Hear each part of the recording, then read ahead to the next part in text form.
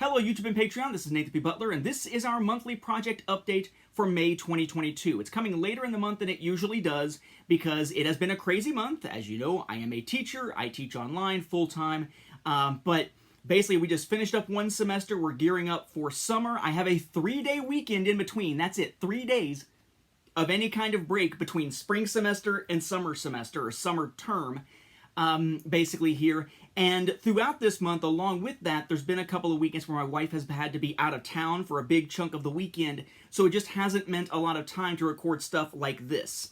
Last weekend wasn't viable. The weekend before that is kind of a little bit too early, so here we are at the very end of May, finally getting the project update here.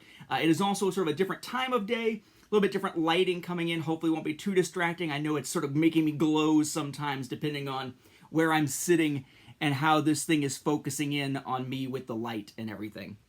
But let's dive in here. My hope is to get this done fairly quickly, but I always say that, and it never seems to work out that way. But if I can do this fairly quickly, I will also get an episode at least from the Star Wars Home Video Library recorded today. Hopefully that will deal with some Australian releases that came very recently. So yes, summer term is about to start. We have pre-planning on Tuesday, and then we dive straight into the students actually being active in the courses on Wednesday, June 1st. That runs 6 weeks. And then I'll have a slight gap in there until August 1st begins pre-planning for regular fall semester.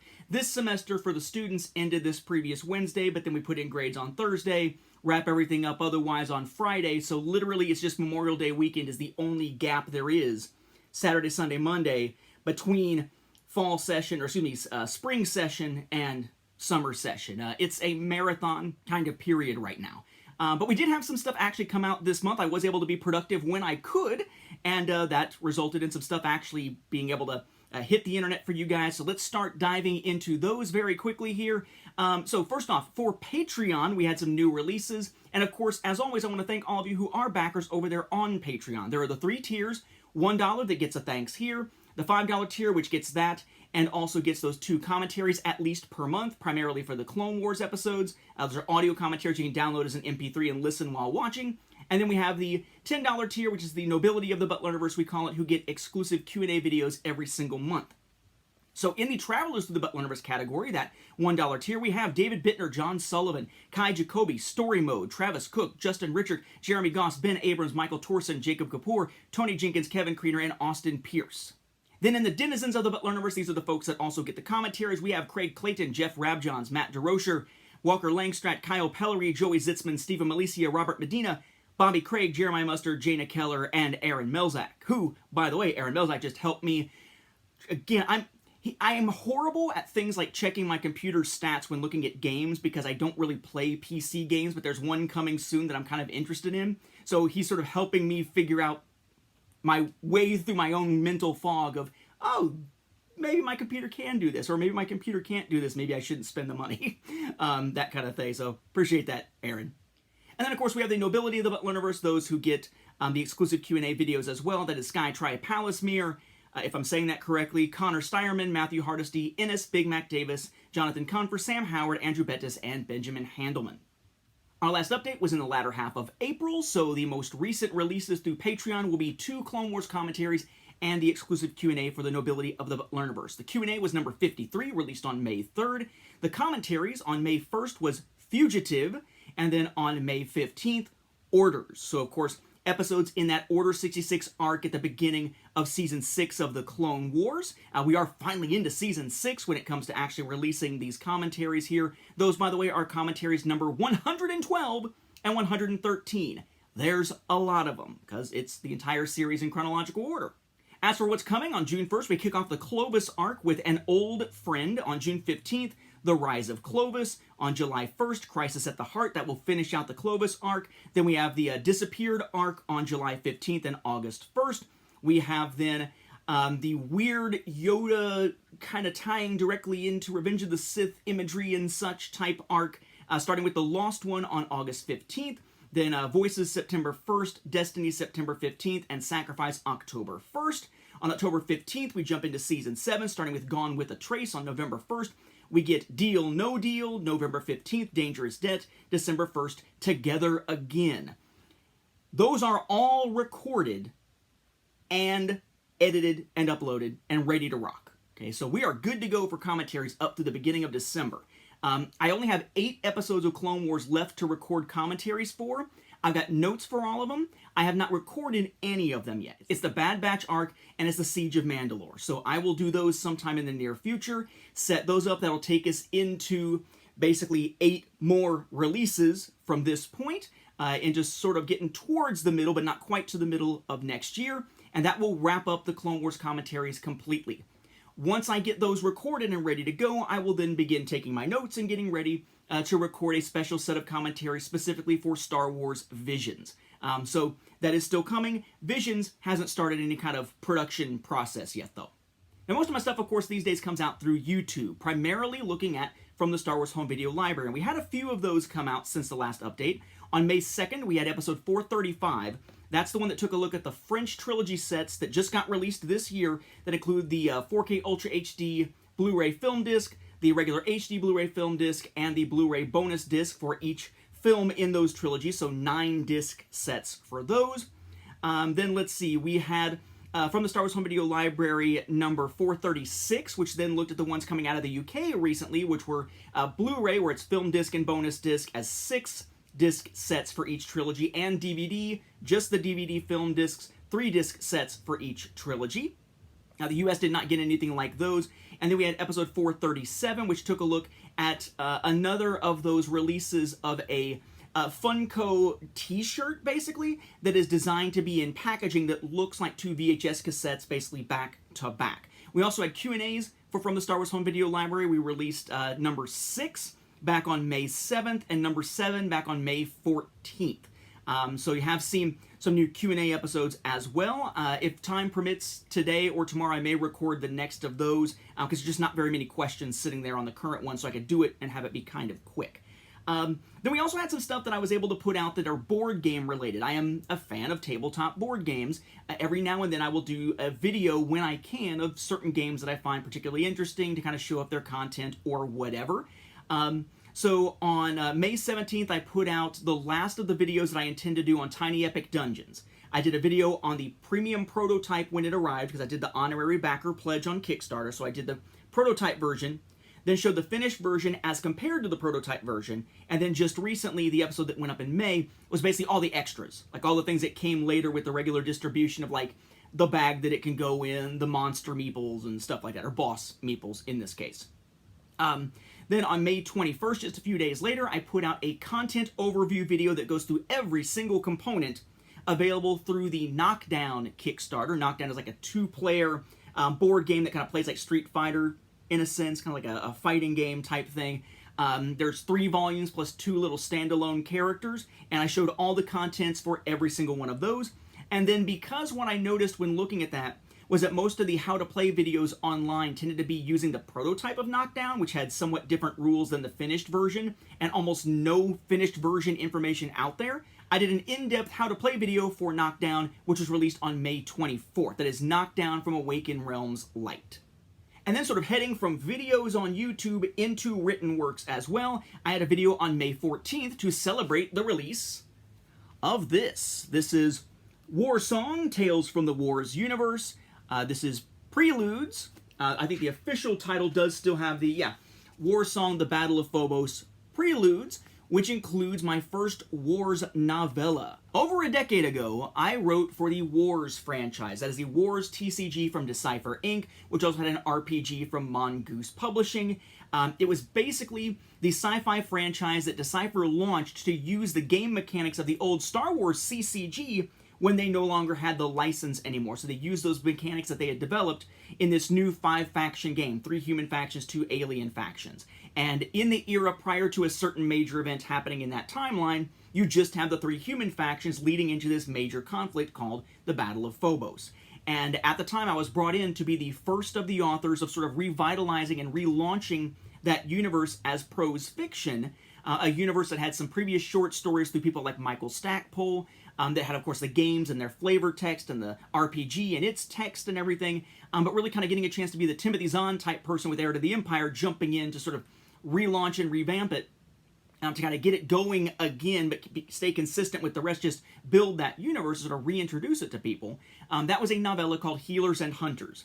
It was collected originally in a volume with the first volume of the other two factions. Mine's the Earther faction. There was the Gonjin, or Mars, and Maverick factions. Those three first volumes of the novellas, one for each faction again, were lumped together into a volume 1 collected edition called Preludes, which saw print a couple of times with different covers under a previous publisher. Now Wars is in the hands of Arc-Beetle Press, the new licensee, and among publishing a bunch of new stuff, they are also reprinting the first volume there, Preludes, which has hit out there. So if you want to read my Healers and Hunters story, it's in here. Jerlin Cray, Rogan Haller, Janet Yins, and so on, if any of those names mean anything to you, if you ever played the Wars TCG. It has been rebranded War Song, so it's easier to search online because just Wars, even Wars Decipher, usually gave you Star Wars stuff.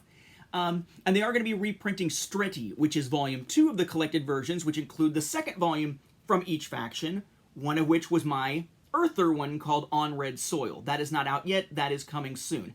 I didn't write any of the third volumes, but the third volumes never saw print previously. They finally will as the third volume of War Song Battle of Phobos through Arc-Beetle Press, along with them putting out some new stuff. So I did a video with kind of a more detailed breakdown of what exactly this is and everything. But yes, one of my old prose fiction stories that I wrote for an official franchise continuation type thing finally did hit print again just recently. War Song, The Battle of Phobos, Preludes. You can see Butler, teeny tiny, down here. It's my story, Healers and Hunters again.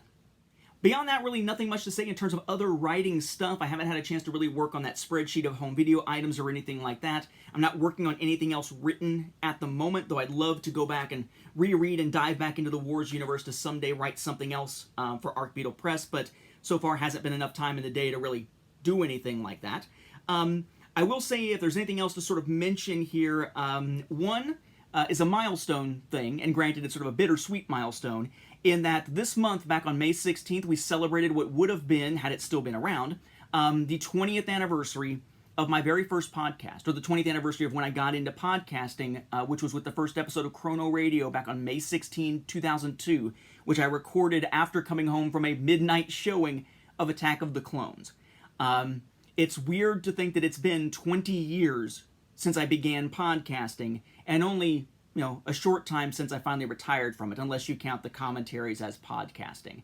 And of course, this December, on Christmas Day, that'll be the 20th anniversary of the launch of what we think of as the modern, serious Star Wars fan audio drama subgenre, or whatever you want to call it, with Second Strike, with its first act being released on Christmas Day of 2002 as well. So later this year, another of those milestones.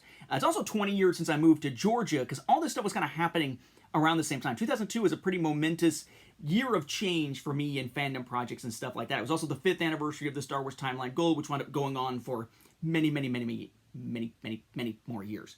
That was kind of cool to hit that milestone.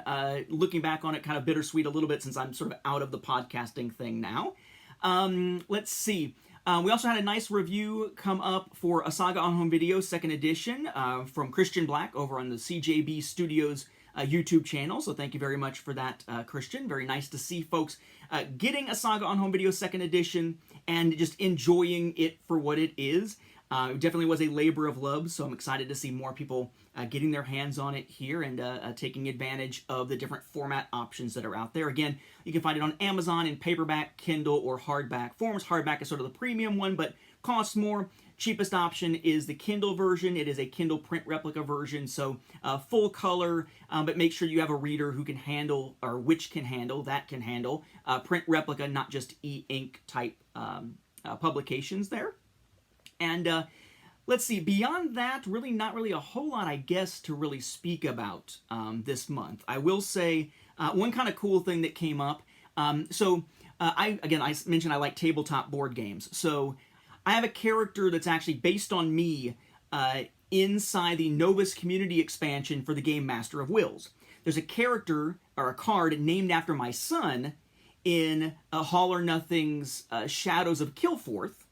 And I've actually gotten a thanks in a rulebook that I helped sort of proof and give proofing suggestions on during a Kickstarter for a game called Ruins Deathbinder.